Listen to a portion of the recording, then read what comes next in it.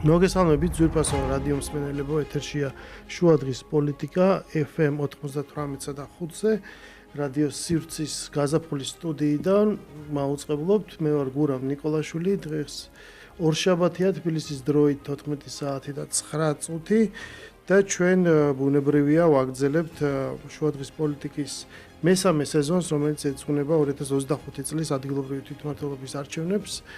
ფოკუსი გვაქვს ცხადია ყველას თბილისის მერის არჩევნებზე და ბუნებრივია გარდა იმ საკუთარი მნიშვნელობისა, რაც ადგილობრივი თვითმმართველობის არჩევნებს გააჩნია მოსახლეობისთვის და ხელისუფლების აი ამ დონეზე კარგი მმართველობისთვის, ბუნებრივია ამ არჩევნებს აქვს პოლიტიკური მდგენელიც. დღეს ჩვენი სტუმარია ლევან ჯაფარიძე, ქართული ოცნების წევრი, საკრებულოს წევრი, ყოფილი გამგებელი. და მასთან ერთად ვილაპარაკებთ როგორც განვლილ პერიოდზე, ძირითადად იმ პერიოდზე, რაც თბილისის მერი გახდა კალაძე, ასევე მომავალ 4 წელიწადზე, თუ რა ტენდენციებია როგორც ქალაქის განვითარებაში, ასევე იმ დიდ და მცირე პროექტების მიმართულებით, რომელიც კეთდება და რაც თვისობრივად ცვლის, შეიძლება ითქვას, თბილისის ცხოვრებას, რომელიც ძალიან იზრდება ამასობაში ზომაში და უკვე პრაქტიკულად ჩვენი ქვეყნის ეკონომიკის ნახევარსუდრის და მოსახლეობის მესამეც, ხო? ამავე დროს საინტერესოა ის პოლიტიკური მდგენელიც და განზომილებაც, რომელიც ამარჩევნებს ახლავს და მთლიანად ქვეყანაში შექმნილ ვითარებას. მოკლედ ძალიან საინტერესო იქნება ამ თემებზე ლაპარაკი, ვინაიდან დღეს ორშაბათია, კვირას არის უკვე არჩევნები დანიშნული და ეს ამ არჩევნების ჩატარება, რომლის შედეგიც რთული გამოსაცნობი არ არის, წერტილს დაუსვამს კიდევ მორიგ პოლიტიკურ ფაზას, მაგრამ ძალიან მნიშვნელოვანია ამავე დროს ამ არჩევნებზე აქტიურობა, იმიტომ რომ ქვეყნის მმართველობა ნებისმიერ დონეზე ეს არის თითოეული მოქალაქის ვალდებულება, შეიძლება ესე ითქვას, რადგანაც ჩვენ ცხოვრობთ დემოკრატიულ ქვეყანაში და ხელისუფლება ბუნებრივია, რომ ლეგიტიმაციას და მანდატს იღებს ხალხისგან. მოგესალმები ლევან კიდევ ერთხელ, ჩვენ ვადევნებთ ძალიან აქტიურ აი წინასაარჩევნო ფაზას ქართული ოცნების მხრიდან თვალს და ვხედავთ აი თითქოს რაღაც უცებ სოკოებივით ამოვიდა, ხო, რაც დიდი ხნის განმავლობაში კეთდებოდა, რაღაცა ესე გახსნილ პროექტებს გამწვანების მიმართულებით გუშინ მაგალითად გლდანში გაიხსნა აი პატარა პარკი, ტბის გარშემო პარკი, ძალიან ბევრი პარკის გახსნას ვხედავთ და სხვადასხვა პროექტებს. აი ხა ამ წუთებშიც კი მაგალითად ვარკეთილში მიმდინარეობს იმ კორპუსის გახსნა, რომელიც ავარიული კორპუსის ნაცვლად ჩაჯდა. ეს ყველაფერი არ არის ეპიზოდური პროექტები, ხო, ეს არის რაღაც მთელი რიგი პროგრამა მიმართულებების და პროგრამების უბრალოდ გამომსახველი. რა შეიძლება ითქვას აი განულ პერიოდში რა იყო ყველაზე დამახასიათებელი აი ამ პროგრამებიდან ყველაზე მნიშვნელოვანი მოსახლეობისთვის? მოგესალმები, გურამ, მივესალმები თქვენ მსმენელს. ეხლა აბსოლუტურად გეთანხმებით რა ამ წლების განმავლობაში ძალიან ბევრი პროექტი განხორციელდა თბილისში, იერსახე იცვალა მთლიანად ქალაქმა. ერთიაც გეთანხმებით, რომ ამ წინასაარჩევნო პერიოდში ჩვენ პასუხისმგებლობით ვეკიდებით ჩვენს მოქალაქეებს და ეს შეხვედრებით სწორედ მას ემსახურება, რომ ჩვენ მოქალაქეებისა და ჩვენი ამორჩევლების წინაშე წავსდგეთ ანგარიშით, თუ რისი გაკეთება შევძელით განვლილ წლებში, მივცეთ მათ გავაცნოთ ახალი პროექტები, ახალი პროგრამები, რას გეგმავთ, რას ვაპირებთ, მოვიკითხოთ მათი პრიორიტეტები, მათი თხოვნები, იმიტომ რომ ძირითადად ის სამუშაოები, რომელსაც მუნიციპალიტეტები ეწევიან, მოდის ჩვენი მოქალაქეების დაკვეთიდან.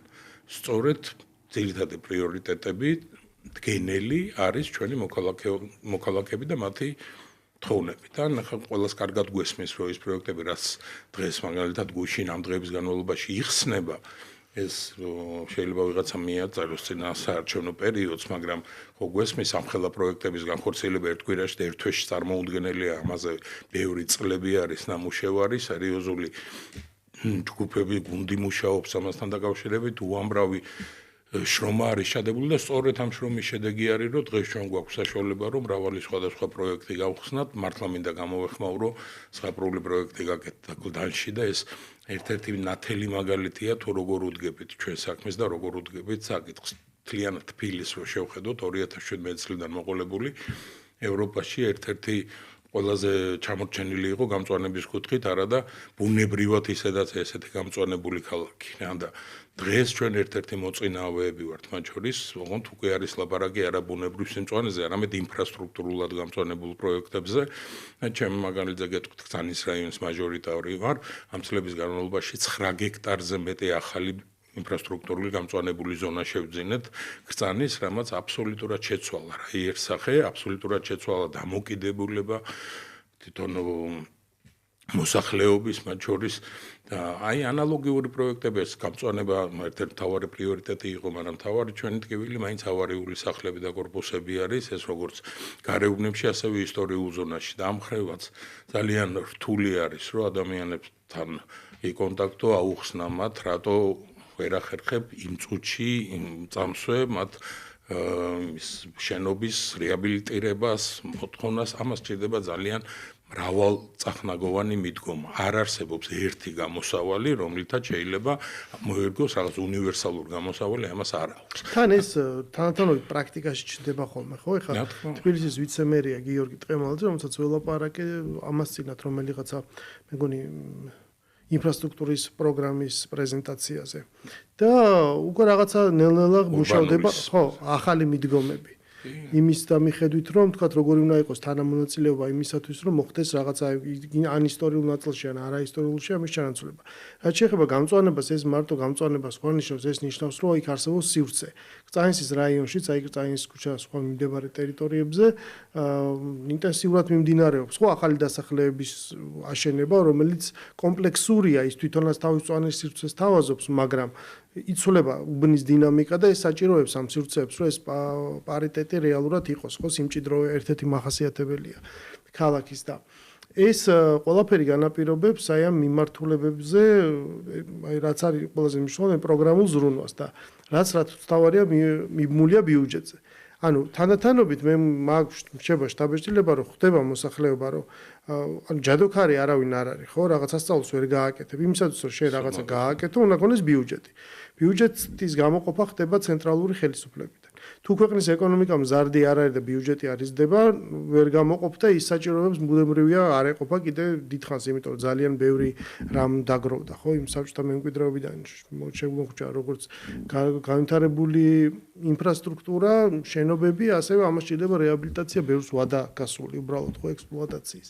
მოკლედ ბევრი ეს კომპლექსური გამოწვევა და ეს კარგია რო არის ასახული ამ პროგრამებში. ანუ სამომავლოდ როგორ ფიქრობ, ანუ რა მიმართულება შეიძლება იყოს ყველაზე პრიორიტეტული, აი შენი დაკვირვებიდან რა მოითხოვს მეტ მზრუნველობას და ესე ვთქვათ ხარდაჭერას. ანუ კრიტიკული დარგი რომელია? ახლა ძალიან სერიოზული პრობლემების წინაშე აღმოჩნდით 2017 წელს.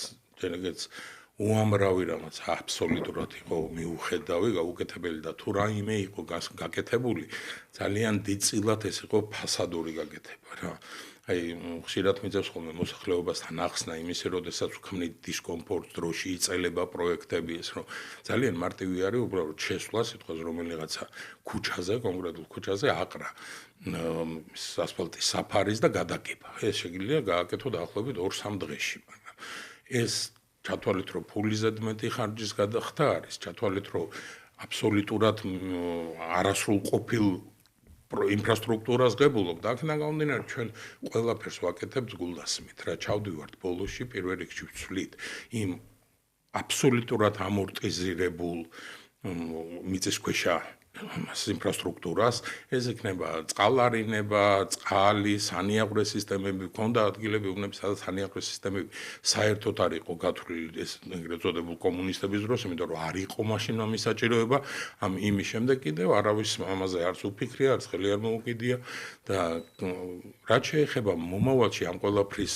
უფრო რომელი შეიძლება იყოს ნიშანდობლივი, რა თქმა უნდა რაღაცას შეიძლება დაეწიო, შეიძლება რაღაცა ამოწურო, მაგრამ გამორიცხულია, რომ ქალაქში შენ მიაღწიო იმას, რომ პრობლემა მოსპო, იმიტომ რომ ყველაფერი არის ცვეთადი.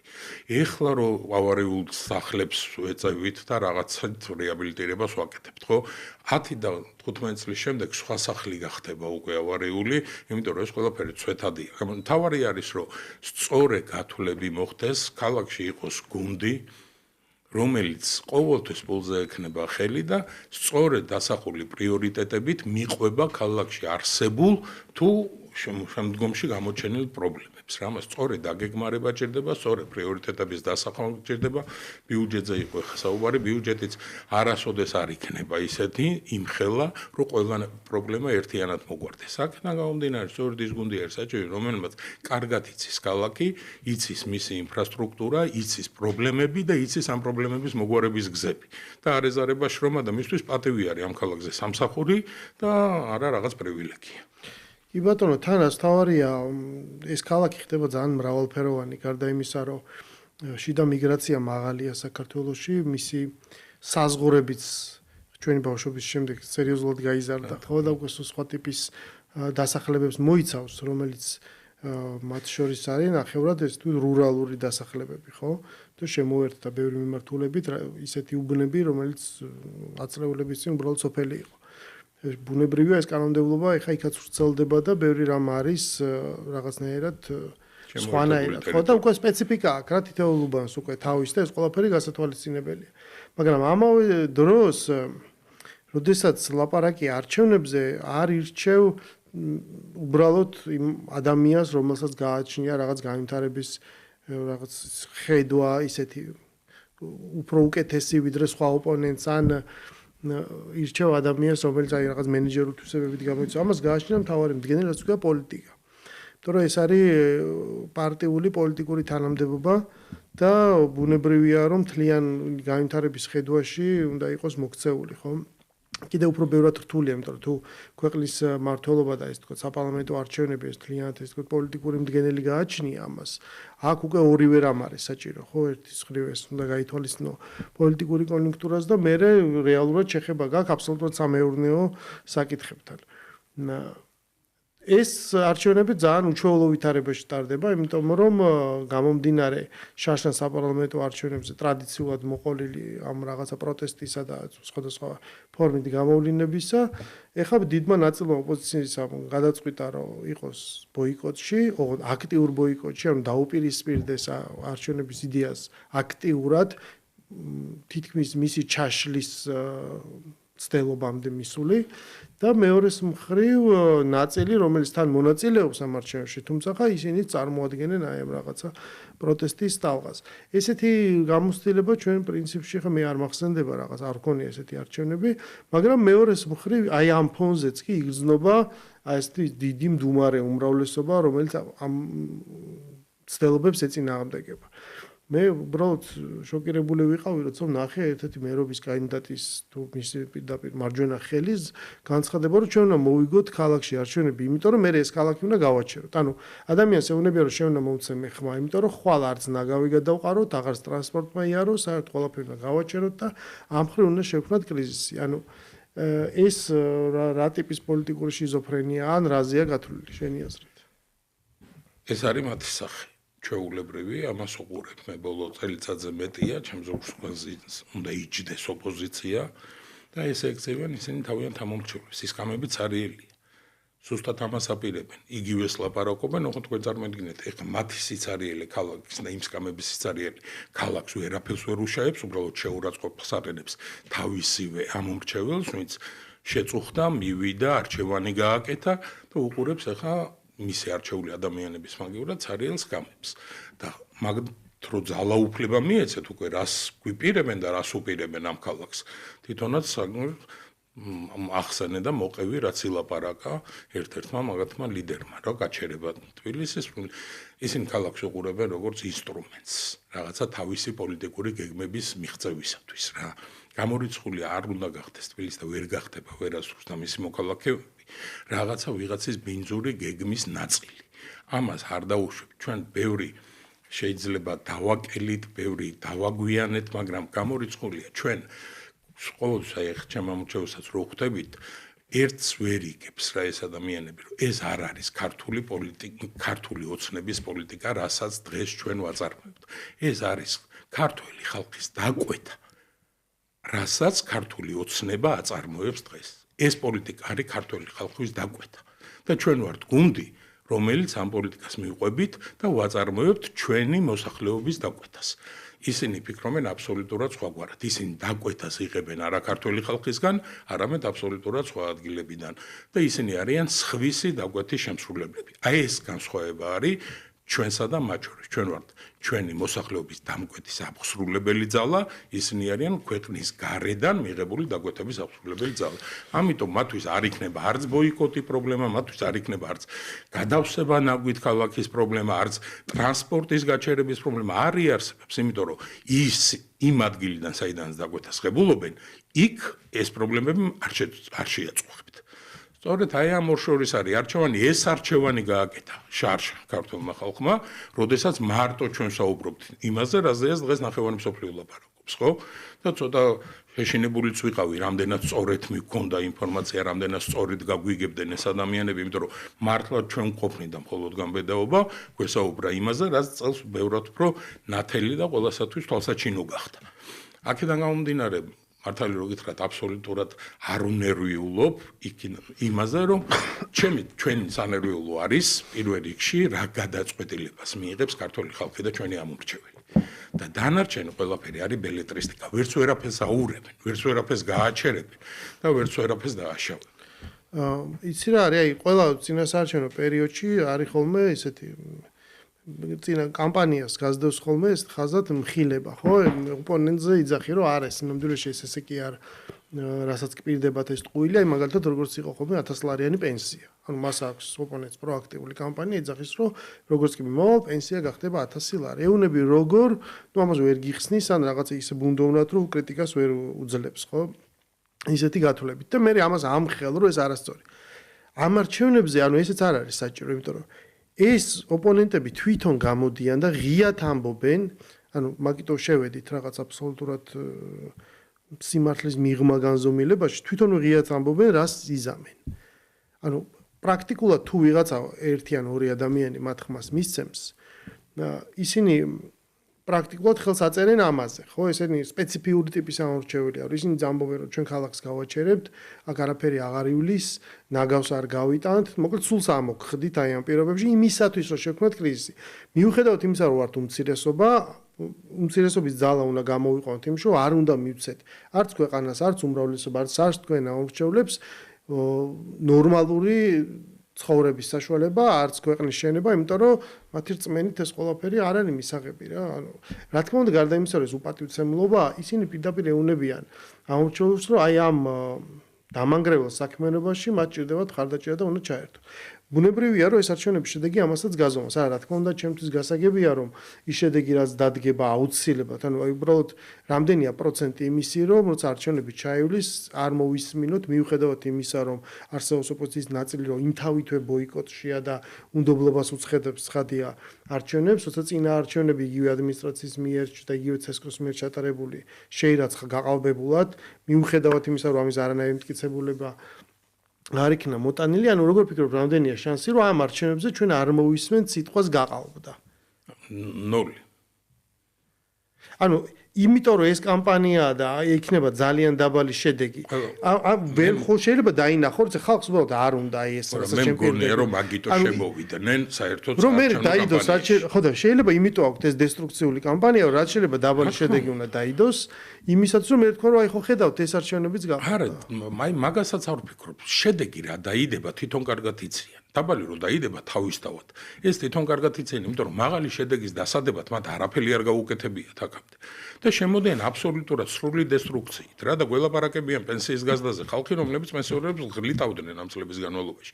მე არა მაქვს შემამჩევლთან იმის დისკომფორტი რომ ვილაპარაკო ხვალდრას გავაკეთებ, იმიტომ რომ 9 წელი რასაც ვაკეთებ ეს ადამიანები უყურებენ, ხედავენ და მარტივად შესაფასებელი ვარ.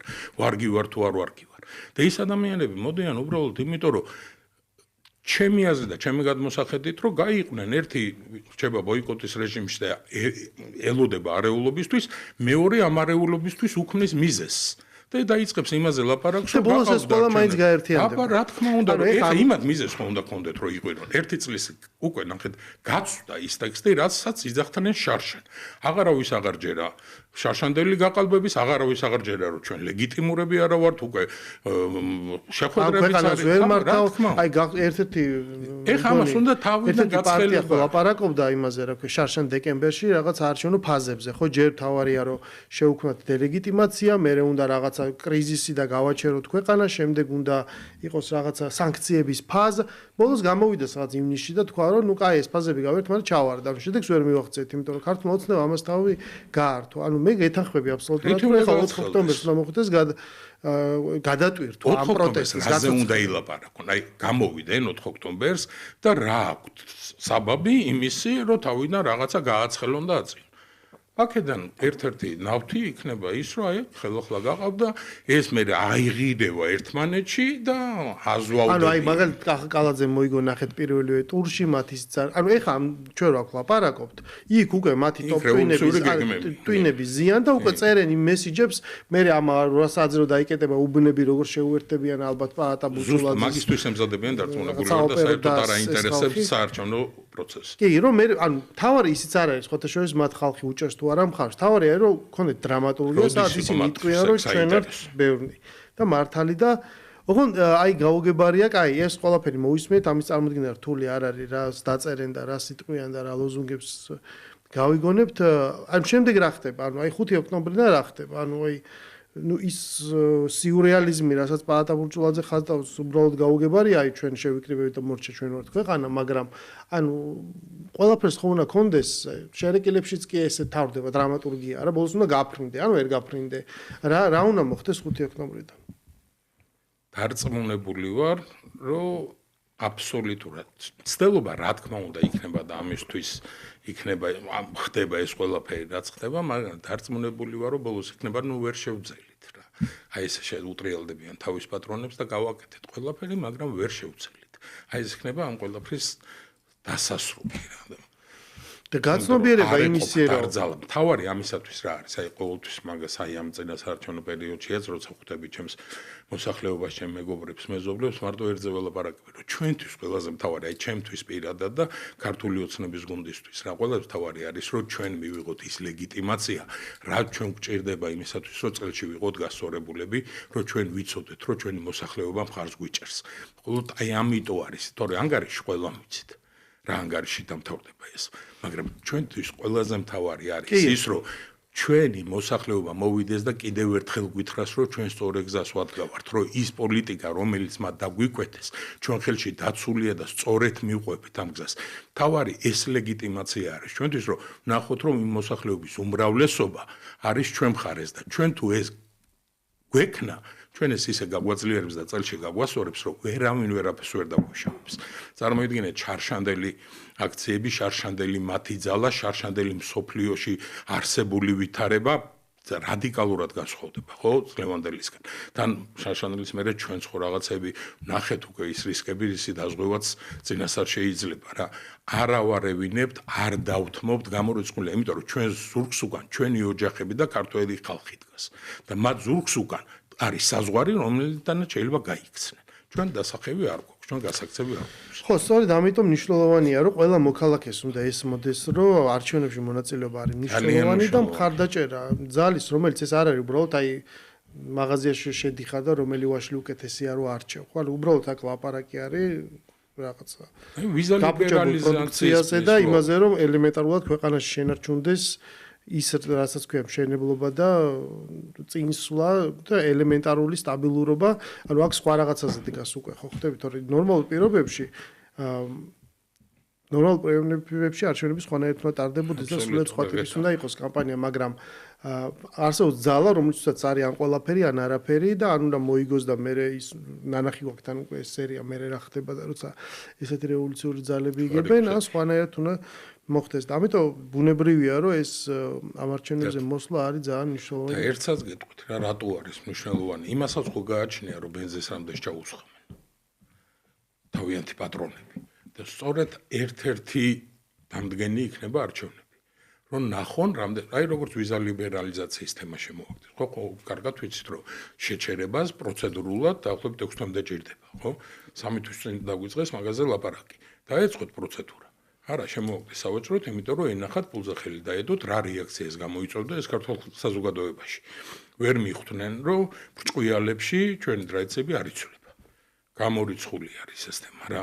ეხა გააჩერეს მაღაზია საუბარი და გადავიდნენ ეხა ელოდებიან 4 ოქტომბერს. ეხა ნახავენ 4 ოქტომბერს რა მდგომარეობა იქნება, რა ვითარება და იმის და მიხედვით იქნება, ბევრი რაღაცა იქნება მაგაზიის დამოკიდებული, რამდენად იქნება ეს ყველაფერი დაფინანსებული. რამდენად იქნება ამაზე. ხო, ამოჩევს ეგეც უნდა ესმოდეს, რომ აი ამ თავისი გამოცხადები და უბრალოდ მონაწილეობით, ხო, ის პრაქტიკულად აზღვევს ამ სცენარსაც, რომ გარე ძალები, რომელსაც ცდილობენ საქართველოს თავის დიდ გეოპოლიტიკურ თამაში რაღაც როლი ითამაშოს, უყურებენ და ზომავენ, მარტო კვლევა არ კმარა რა, თავარი კვლევა არის არჩევნები და ბუნებრივია, რომ ანუ ამითით ინფორმირებული არჩევნები ნიშნავს ამას, რომელიც აცნობიერებს, რომ მის ერთ ხმას რა მნიშვნელობა აქვს თლიანობაში, საერთოდ რა მიმართულებით წავა ქვეყანა. ანუ ჩვენ არ უნდა გავიდეთ კონსტიტუციური ჩარჩოდან და უნდა დაიქცეს ეს ქვეყანა, რომელიც ძალიან ჭირდება მთელ რიგ ადამიანებს, რომ ესე მოხდეს, ან უბრალოდ უნდა შევინარჩუნოთ ხო ის დამოუკიდებლობა, რაც გაგვაჩნია.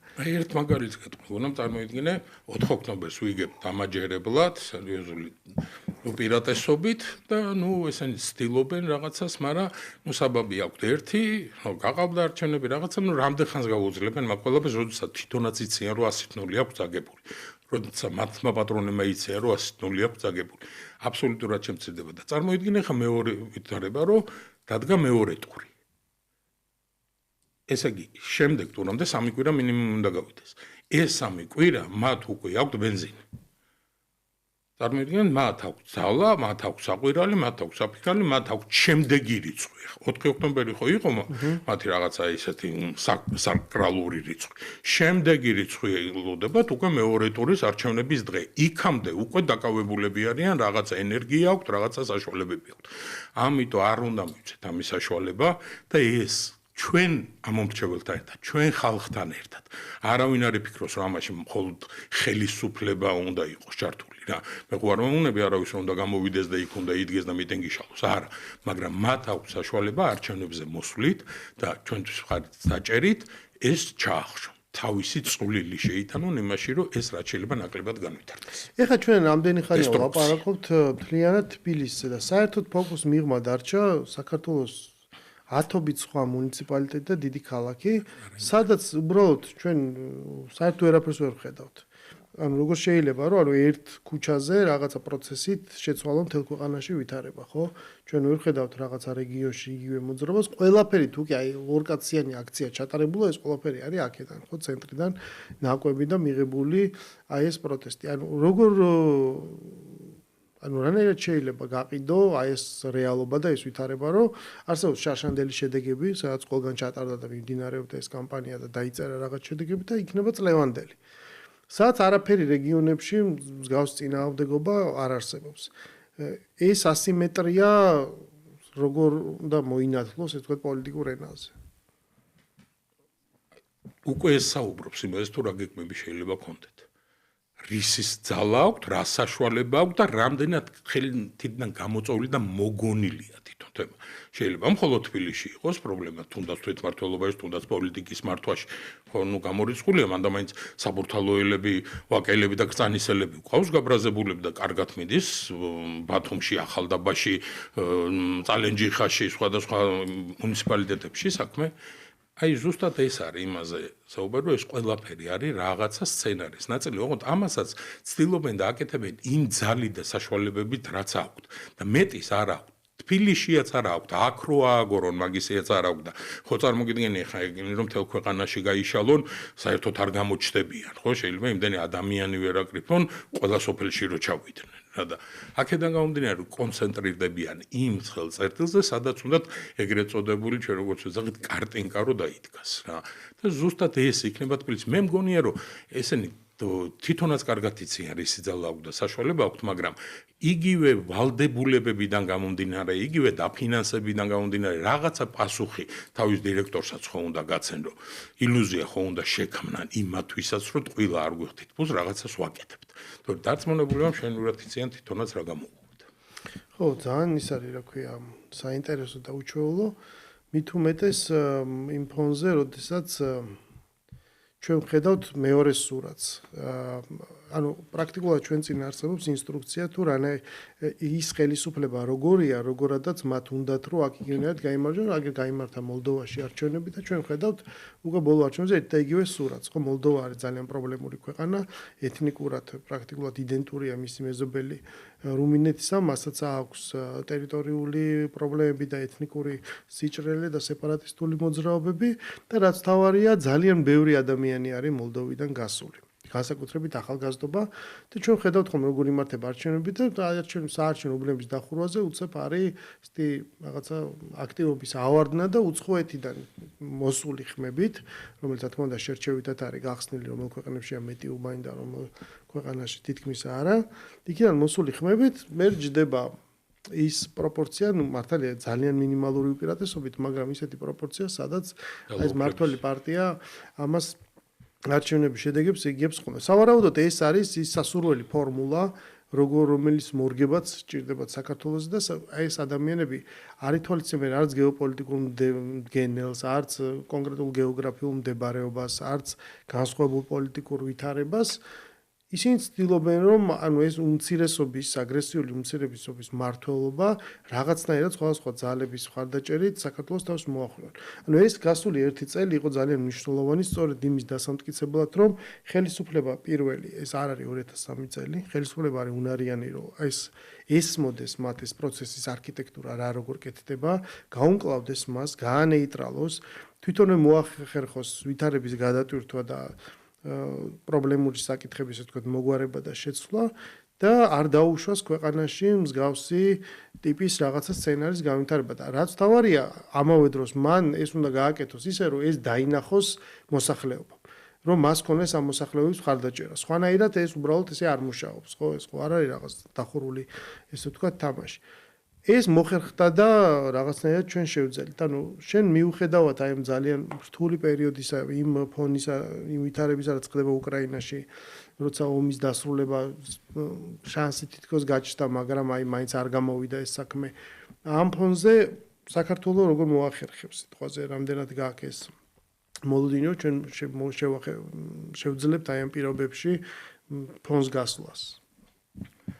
აუცილებლად მოახერხებთ რა იქიდან გამომდინარე რომ ჩვენ ზოგს გვიმაგრებს ჩვენი ხალხი კიდევ ერთხელ გავმეორებთ და ეს არის ძალიან დიდი ძალა და ეს არის დიდი ლეგიტიმაცია ჩვენ მივიღეთ სერიოზული გამოცდილება ჩვენ თავის დროზე დაუშვით ბევრი შეცდომა იქიდან გამომდინარე რომ დასავლეთიდან ამოდიოდა ჩვენთვის მზე როცა მანამდე ვიღაცებისთვის ჩვენ წინათაობისთვის როგორც იზახდნენ ჩრდილოეთიდან ჩვენ თვითონ შევქმნით ის ილუზია რომ მათგან წამოსული ყველაფერი არის ერთმნიშვნელოვნად დადებითი და ერთმნიშვნელოვნად გადახედვას არ ექვემდებარება და მივიღეთ თამაშის წესები როცა ჩვენ ვკარნახობდნენ როგორ უნდა მოქცეულიყავით როგორ უნდა გვემართა ჩვენი ქვეყანა და ჩვენ ამ ილუზიიდან გამოვედით ჩვენ ვიპოვეთ ძალა ჩვენ მივიღეთ გამოცდილება ჩვენ დღეს ვართ თვითმყოფადი აბსოლუტურად ჩვენ თავზე დამოკიდებული და საქართველოს ინტერესებიდან გამომდინარე მოქმედი ხელისუფლება.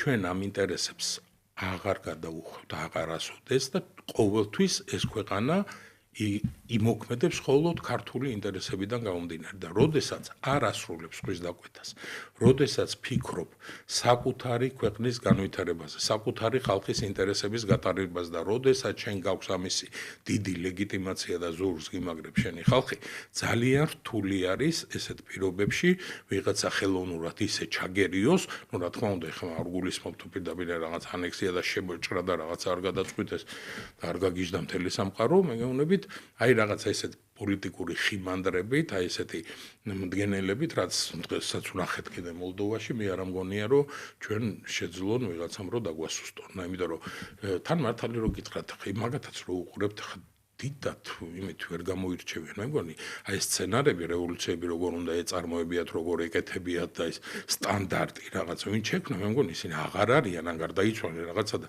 სხვაც აღარავინ არ არის, რომ ამას რაღაც გაალამაზოს, გაარემონტოს, რაღაცა შეცვალოს, რაღაცა და იგივე ხაზით, რასაც 25 წლის წინ დაიწყეს, მე მგონი, აი იგივე ერთხაზოვნად აწვევიან თავის. მაგრამ თათ უფროსები მიხვდნენ ამას, რომ ეს აღარ მუშაობს, იმიტომ რომ ერთ დინარში ორჯერ ვერ შეხვალ, ეს ყველაფერი გაცდა, რაღაც არის პირველად, ხო, რომ მოტყუდები. ფინანსური პირამიდები რო ჩნდებოდა, პირველ ჯერზე ტყუდებოდა ხალხი, ზოგი მერეს ტყუდება, მაგრამ კლებულობს ესეთი ადამიანების რიცხვი, ხო, როცა ადამიანმა არ იცის და ეხა იცვლება და ჩემი აზრით ერთ-ერთი ის, როცა ის თავარი დონორები დახურეს ამის, იყო მიხვდნენ, რომ ეს არის ფულის ფლანგვა, ხო?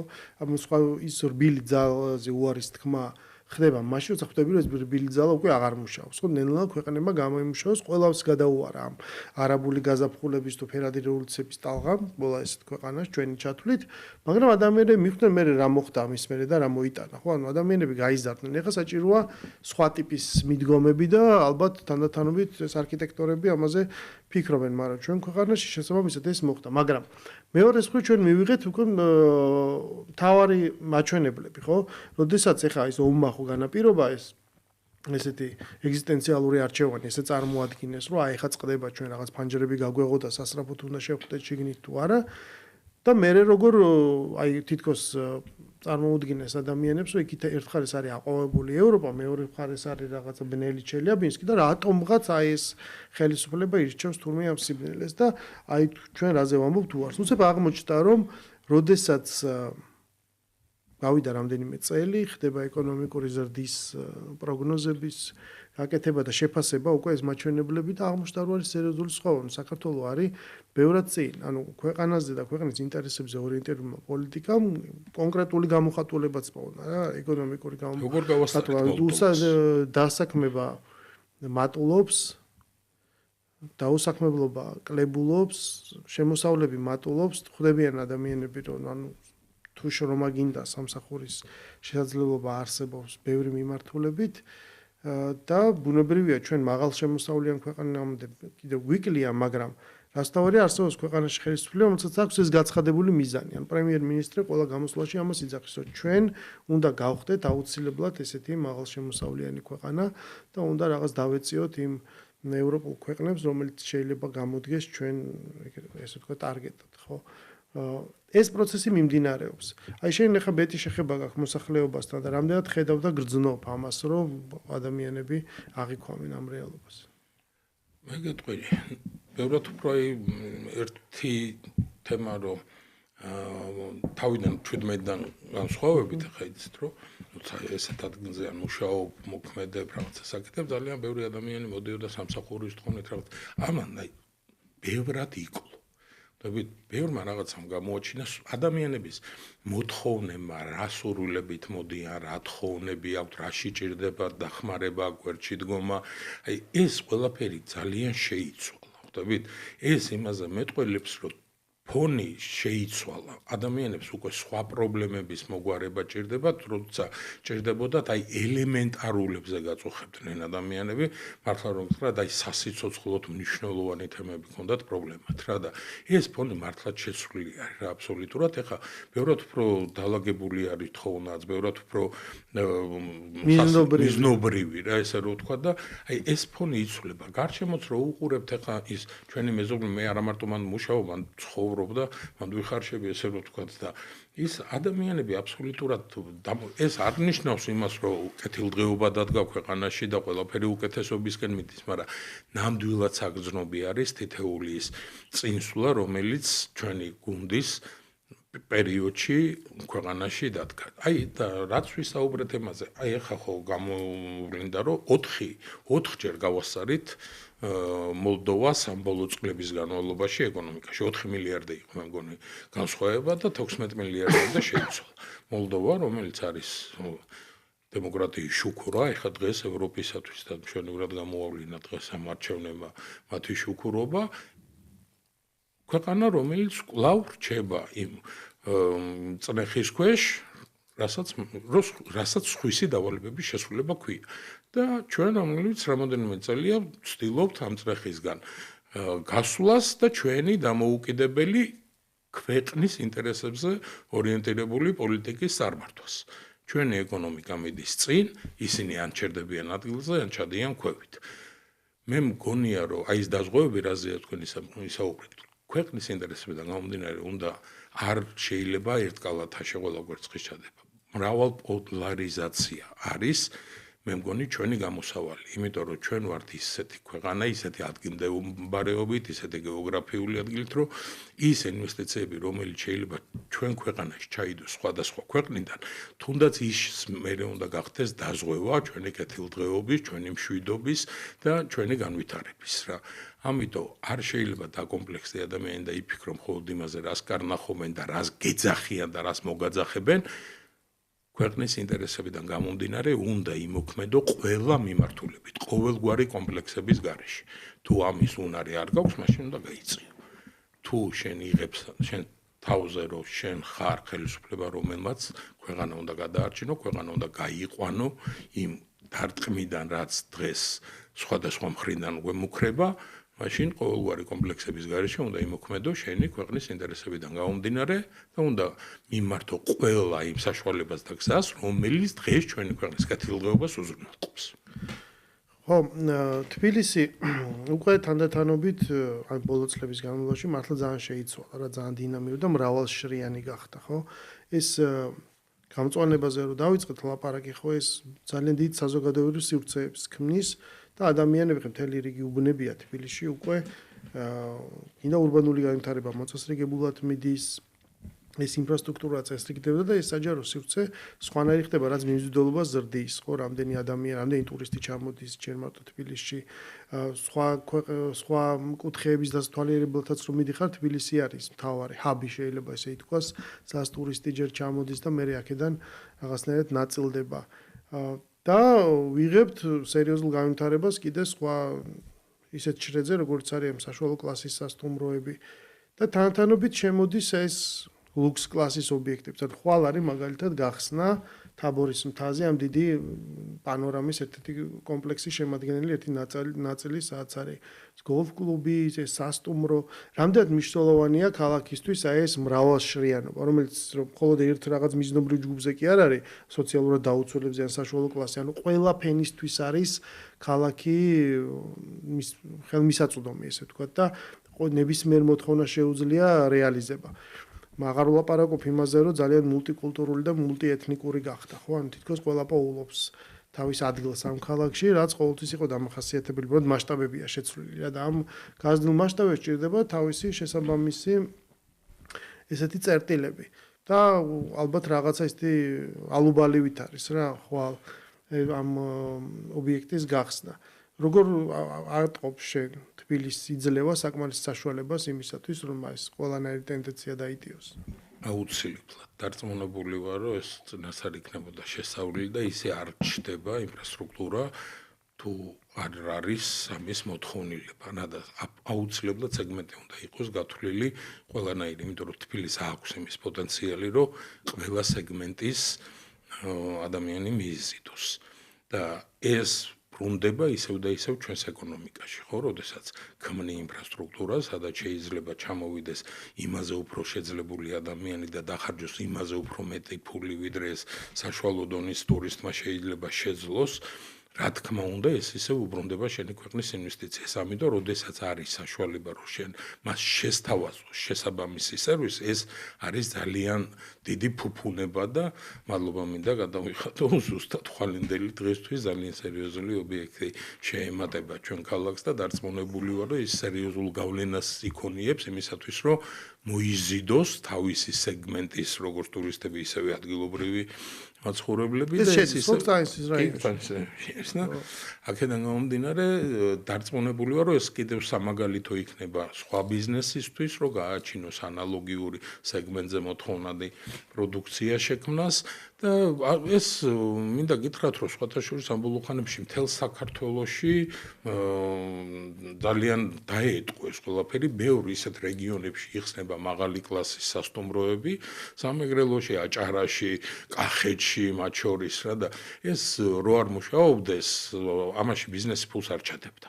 აუცილებლად ესე იგი ეს არის მოთხოვნადი და აი ეხლა ძალიან მაინტერესებს ზუსტად რა სეგმენტს მიიზიდავს და როგორ იმუშავებს ეს ყველაფერი.